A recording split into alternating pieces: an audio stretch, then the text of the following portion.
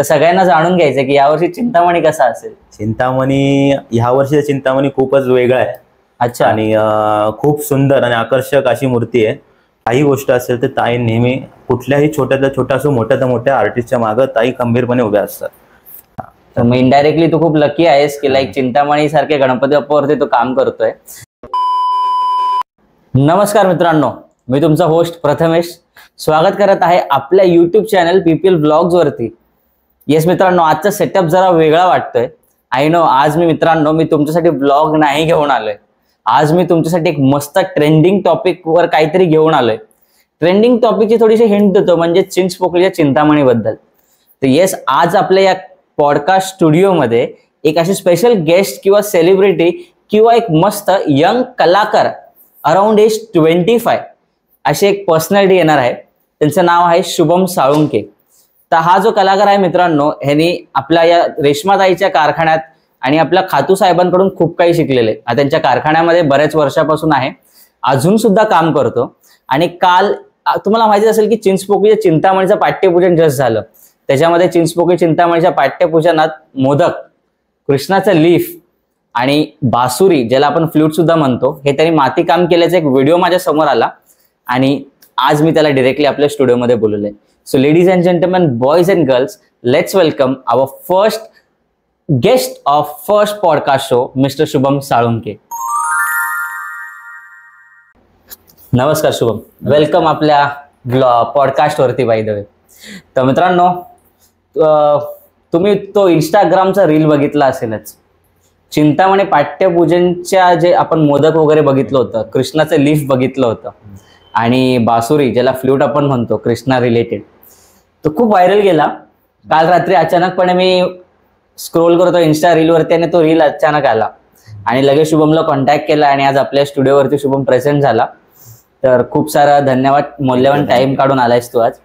तर तो रील तर तुला माहिती आहे की तो काय शूट झालेला, कसला रील आहे, कोणता, काय बोलशील की लाईक कसा हा चान्स भेटला की एवढ्या मोठ्या गणपती बाप्पाच्या मंडळाचं तुला तो मोदक बनवणं, म्हणजे छोटूसं काम असेल भले, लाईक पॅचिंग करणं वगैरे, आमच्यासाठी खूप मोठं वाटतंय आणि तुझ्यासाठीही असेल की लाईक एवढ्या मोठ्या मंडळाचं तू काम करतो. नक्की. तर काय सांगशील की कसा तुला हा चान्स भेटला? ऍक्च्युली तसं बघायला गेलं तर हे जरी रील्सवर आम्ही दोघं तिघं जर दिसत असेल तरी ह्या रील्सच्या मागे किंवा ह्या कामामागे खूप लोकांचा हातभार आहे. तर रेश्माताईंचं मार्गदर्शन असेल, कारण की आमचे नुसते जरी हात असले तरी ती आयडिया, क्रिएटिव्हिटी ही सगळी रेश्माताईंची होती. ताईंच्या मार्गदर्शनानुसार आम्ही या सगळ्या गोष्टी घडवत गेलो. तसेच तेजस असेल किंवा मितेश दादा असेल, असे खूप लोक आहेत की त्यामध्ये त्या गोष्टीसाठी बनवण्यासाठी त्यांनी हातभार लावलाय आणि ती गोष्ट खूप सुंदर झाली. आपण बघितलं पाठपूजन पण सोहळा बघितला की त्यांनी छान सुंदर रथ केलेला. परत आपण त्यामध्ये ते श्रीकृष्णाचा जो टच दिलेला, आपण मोहराचा असेल, त्यावर डायमंड वर्क असेल, हे खूप अगदी सुंदर होतं आणि ते बाप्पाचा आशीर्वादही होता, तसेच साहेबांची साथ होती. तर ते घडून गेलं अचानक हातातून. रेश्माताईचं नाव घेतलंस, परत तू बोलता बोलता स्वतःना क्रेडिट घेता सगळ्या जेवढे कलाकार होते त्या छोट्याशा मातीच्या मोदक मागे किंवा ते जे काही ऑब्जेक्ट्स होते, तू स्वतःहून बाकीच्यांना क्रेडिट दिलं स्वतः न घेता की लाईक रील मध्ये फक्त मी दिसतोय. हे ऐकून आम्हाला खूप भारी वाटलं. बाय द वे, अजून एक प्रश्न आहे, म्हणजे लाईक तू ह्या क्षेत्रात कसं काय आला अचानक? तू बाय प्रोफेशन कम्प्युटर इंजिनियर आहे. बरोबर, कॉम्प्युटर इंजिनियर. मातीशी काय संबंध तुझा? कॉम्प्युटर इंजिनिअरिंग असलं तरी पण लहानपणापासून गणपती बनवणे, गणपती बघणे. तसेच आमच्या घरामध्ये माझे आजोबा शिक्षण अधिकारी होते, जे की चित्रकलेचे शिक्षण अधिकारी होते जेजुरीचे. त्यानंतर त्यांच्याकडून तो असा माझ्याकडे आला, माझ्या मम्मीकडून. मम्मी माझी चांगली चित्र काढते, पप्पाही खूप माझे ग्रेट आर्टिस्ट आहेत. आणि त्यानंतर हा असा माझ्याकडे आला. तर लहानपणापासून आम्ही गणपती बघत आलो. पप्पा माझ्या मंडळाचे अध्यक्ष असल्यामुळे मी लहानपणापासून त्या गोष्टीमध्ये इन्व्हॉल्व्ह होतो आणि ते सगळे आधीपासून साहेबांकडून आम्ही सगळे गणपती घ्यायचो. तर तेव्हा आम्ही कारखान्यात जायचो, बघायचो. तर तशी ओळख जाऊन मग तिकडेच आम्ही तिकडेच पीओपी मध्ये हात घातला, ते अजून तिकडे जाऊन. तर शुभम, कित्येक वर्षापासून तू रेश्माताई किंवा आपल्या खातू साहेबांकडे काम करतोय लहानपणापासून. तर मला एक सांगशील की लाईक काम करताना किंवा गणपती बाप्पा घडवताना आतमधलं एन्व्हायरमेंट कसं असतं तुमचं?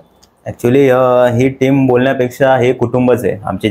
आम्ही जे 5-6 जणांचं आहे की हे कुटुंबच आहे. नाही म्हणजे कुठलाही आर्टिस्ट असो किंवा कुठलाही छोटा कारागीर असो, त्याची सगळी काळजी ताई घेतात. कोण आजारी असेल, काय असेल, त्याचं दवापाणी असेल किंवा डॉक्टर असेल किंवा कुणाला कधी कसली गरज लागली, कुणाला कधी आर्थिक गरज लागली, कुठल्या कारागिरीला किंवा कुठल्या आर्टिस्टला काही गोष्ट असेल तर ताई नेहमी कुठल्याही छोट्यातल्या छोट्या असो मोठ्यातल्या मोठ्या आर्टिस्टच्या मागं ताई खंबीरपणे उभ्या असतात. आणि काम करताना बघितलं तर काम करताना ताई ह्या वेगळ्या असतात आणि जेव्हा कामाच्या व्यतिरिक्त आम्ही जो वेळ घालवतो त्यामध्ये ताई वेगळ्या असतात. कामामध्ये कसं असतं की ते साहेबांकडून पण त्यांना तो वसा दिला की प्रत्येक गोष्टीमध्ये परफेक्टपणा, की तो गणपती असाच बसला पाहिजे, त्या गणपतीमध्ये मला हेच पाहिजे, तो गणपती मला असाच दिसला पाहिजे. तर ते एक गोष्ट आहे की त्याचा आपण त्याच गोष्टीचा आपण हे बघतो, रिझल्ट बघतो की हे गणपती खूप चांगले आणि एकदम सुंदर बनतात, हे गणपती खूप वेगळे बनतात. तर त्याला हेच आहे की प्रत्येक गोष्टीमध्ये परफेक्शन, की हात जोडण्यापासून असो किंवा हा हात असंच पाहिजे. हात जोडलेला गणपती पण आम्ही काढलेत की हे गणपती झाल्यावर आमचे थोडे दिसत नाही लागत, तर आम्ही परत ते पहिल्यापासून प्रोसेस केलेले. तर एकंदरीत असं एन्व्हायरमेंट कधी कधी सिरियस पण होतं, कधी खूप हसत मजेत पण असतं, तर ते डिपेंड असतं सगळ्या गोष्टी. जसं तू म्हणाला की जोडलेले गणपती सुद्धा आपण काढून परत रिपेअर केलेत, हे सर्वात टफेस्ट जॉब असतं, कारण एकदा पीओपी जर कडक झाला तर मुश्किलनी तो आपला हात वगैरे असं कापून काढावाच लागतो आणि परत त्याच्यावरती काम करावं लागतं. तर ऑब्व्हियसली मानलं पाहिजे की लाईक तुम्ही परफेक्शनिस्ट वरती बिलीव्ह करतात. आणि मला एक अजून सांगशील की लाईक चिंतामणीवरती तू अजूनपर्यंत काही काम केलंय का? आता सध्या तर अजून चालू, कारण त्यांची अजून ट्रॉली आली नाहीये. 1-2 दिवसामध्ये ट्रॉली येईल, तर त्यानंतर मग बॅक मध्ये कधी असं बॅक मध्ये आपण पहिलं फायबरचं काम सगळं चिंतामणीचं घेतलेलं, की जे बॅकग्राऊंडला होतं मागच्या वर्षी, तर त्याच्यामध्ये आपण काम केलं. आणि 2-4 वर्ष आधी पण आम्ही चिंतामणीवर पेंटिंगचं पण काम केलेलं. अच्छा. हा, तर मग इनडायरेक्टली तू खूप लकी आहेस की लाईक चिंतामणी सारखे गणपती बाप्पावरती तू काम करतोय. तर आपल्या प्रेक्षकांना थोडासा हिंट पाहिजे की लाईक एवढा मोठा कलाकार आपल्या या स्टुडिओमध्ये आलाय, तर सगळ्यांना जाणून घ्यायचं की यावर्षी चिंतामणी कसा असेल. चिंतामणी ह्या वर्षी चिंतामणी खूपच वेगळा आहे.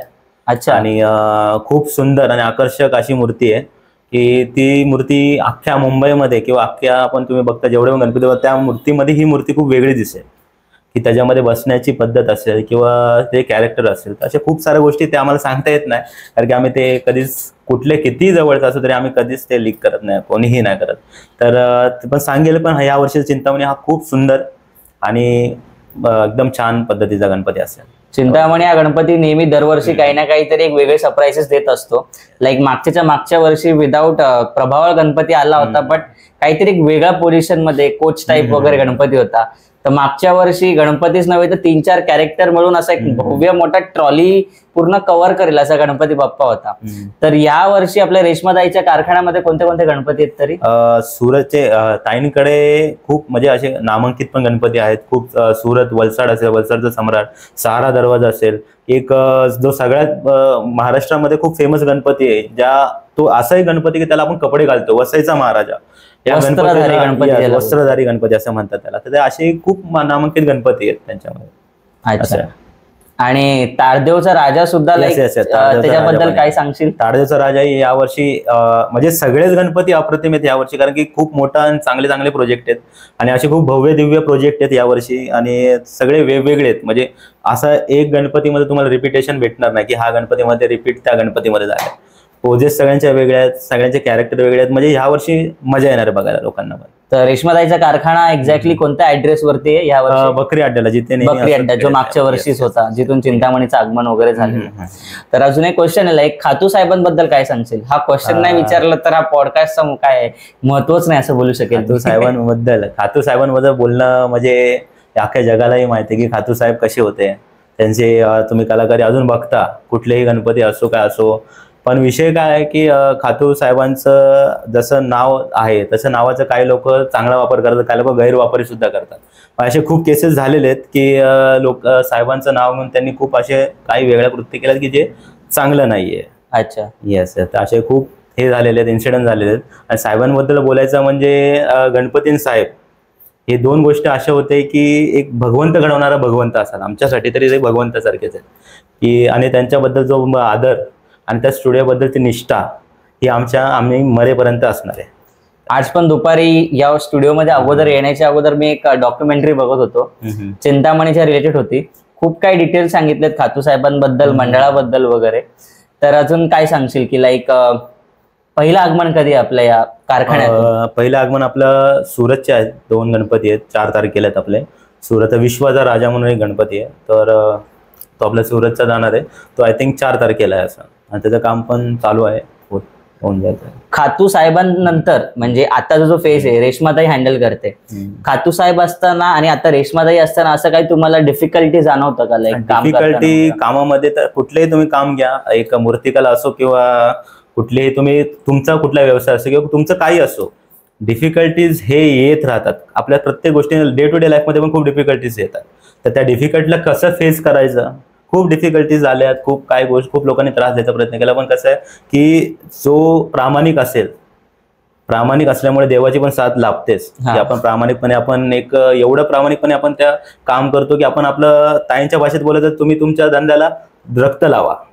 रक्त लावा म्हणजे काय, तुम्ही तुमचा जीव होता त्यामध्ये. आपण जीव ओतून एखादी गोष्ट करतो आणि एखादी ती एक काय बोलतात त्याला की एक ताकद असते, एक देवाची ताकद, पॉझिटिव्ह वाईब्स बोलतात. तर ती गोष्ट आपल्यासोबत असेल तर कुठलीही डिफिकल्टी आपल्यासाठी डिफिकल्टी नाही आहे. अशी खूप डिफिकल्टीज झालेत, खूप लोकांनी त्रास द्यायचा प्रयत्न केला, पण त्याचा ताईंना काहीच आणि कुठल्या स्टुडिओला काही झालं ना. स्टुडिओ जसा आधी होता तसाच आहे आणि तसंच राहणार आहे.